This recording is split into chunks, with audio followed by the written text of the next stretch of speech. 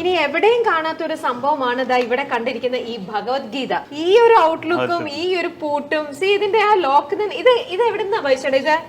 ഇത് ആക്ച്വലി എന്റെ ഫ്രണ്ട് അരുൺ അളകപ്പൻ, ഇത് മുരുകപ്പ ഗ്രൂപ്പിലെ ഒരു MD അവരെ MD. അപ്പൊ അവർ വീട്ടിൽ പോയപ്പോ ഞാൻ അവർ വീട്ടിൽ കണ്ടായിരുന്നു. അപ്പൊ എനിക്ക് ഭയങ്കര ഇഷ്ടപ്പെട്ടു അവിടെ. അപ്പൊ ഞാൻ പറഞ്ഞു, അപ്പൊ കറക്റ്റ് എന്റെ ബർത്ത്ഡേ സമയത്ത് എനിക്ക് ഗിഫ്റ്റ് ആയിട്ട് തന്നത്. ഇങ്ങനെ പൂട്ട തുറക്കാം. ഡെയിലി ഒരു പേജ് നോക്കിയാൽ മതി. നോക്കാറുണ്ടോ? ഇത് 3 years ആയിട്ട് ഇത് എവിടം വരെ നോക്കി കണ്ടു എന്നാണ്. എല്ലാരും ഓരോ ദിവസം ഭഗവത്ഗീതയുടെ ഇന്നത്തെ പേജ് നമ്പർ പറയൂ, ഏതാണ്? അത്ര ഭയമായിട്ടില്ല. ഭഗവത്ഗീത എന്നെ മാറ്റിയോ?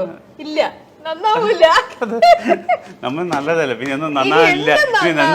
അത് ഹൈലൈറ്റ് ആയി പോയിട്ടോ. ഫുൾ കൃഷ്ണനാണല്ലോ എല്ലായിടത്തും, കൂടുതലും പശുക്കളും. ഈ ഗോകുലം ഗ്രൂപ്പിന്റെ ആയതുകൊണ്ടാണോ?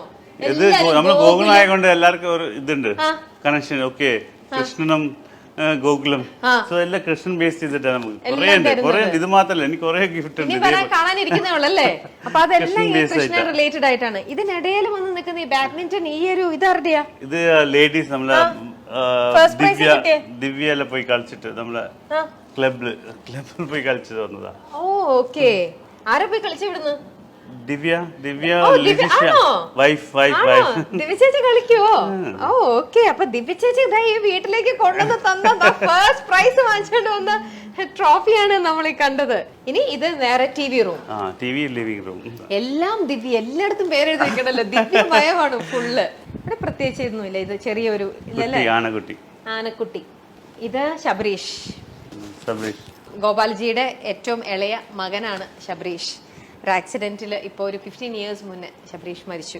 നിങ്ങൾ ഒരുപാട് പുറത്തും യാത്ര ചെയ്യുന്ന ആൾക്കാരില്ലേ, അപ്പൊ അവിടെ അപ്പൊ അവിടെ ഈ ഷോപ്പിങ്ങിന് പോകുമ്പോഴൊക്കെ നിങ്ങൾ അവിടുന്ന് സാധനങ്ങളൊക്കെ ഇങ്ങനെ ഡെക്കോർസ് ഒക്കെ വാങ്ങിക്കാറുണ്ട്? ഇത് ആക്ച്വലി കംബോഡിയൻ എടുത്തതാ ഈ സ്റ്റൈൽ. ഇത് ഭയങ്കര എക്സ്പെൻസീവ് ആണ്. ഇത് എടുത്തിട്ട് പിന്നെ ബാക്കി അതിന് റിപ്ലിക്കേറ്റ് ചെയ്തത്. ഇത് മാത്രം എടുത്തിട്ട് അതിന് ചേരുന്ന റിപ്ലിക്കേറ്റ് ആയിട്ട് നമ്മൾ ഇവിടെ ഉണ്ടാക്കിയതാ. ഇതൊരു മെറ്റീരിയൽ സിൽക്ക്, പിന്നെ ആർട്ട് വർക്ക് ആയത് പെയിന്റിംഗ് അല്ലേ? പെയിന്റിംഗ്. അപ്പൊ ഈ വീട്ടില് ഏറ്റവും വില കൂടിയ സാധനം എന്തായിരിക്കും?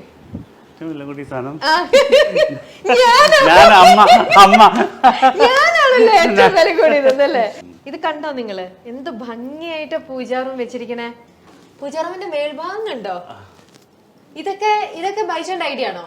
ഇത് നാച്ചുറൽ ലൈറ്റിംഗ് വരാൻ വേണ്ടിട്ട് ഒരു ടൈപ്പ് അത്. പിന്നെ ഇത് നമ്മൾ ആർക്കിടെക്ട്, ഇത് മായ മനോജ്, അവരുടെ ഐഡിയയും പിന്നെ ട്രഡീഷണൽ ആയിട്ട് അവർ കാൽക്കുലേറ്റ് ആയിട്ട് ചെയ്തത്. ഐ മീൻ ആസ് പെർ ടെമ്പിളിന്റെ എന്താ പാടുള്ളൂ അത് ആ കാൽക്കുലേഷൻ ഉണ്ടാക്കിയത്.